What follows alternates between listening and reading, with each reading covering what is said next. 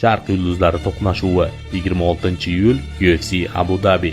Cho'g'dek qizg'in qum ustida dunyo e'tiborini qaratgan oktagonda ikki buyuk nom, ikki millat qahramoni Ramazon Temirov va Asu Almabayev jangga otlanmoqda. Bu oddiy jang emas, bu tarix, bu orzu, bu g'urur uchun kurash. Asu Qozog'iston sharafini himoya qilayotgan yengil vazn toifasidagi jahonning eng chaqqon jangchilaridan biri.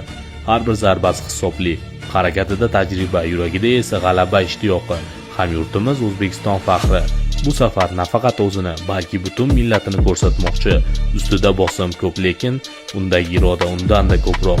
Bu jang do'stlikni unutgani yo'q. Bu jang kim eng yaxshi, kim ko'proq mehnat qilgan, kim UFC kamari uchun tayyor, shuni isbotlash vaqti. Qaysi bayroq baland ko'tariladi, kimning ismi UFC tarixiga oltin harflar bilan yoziladi.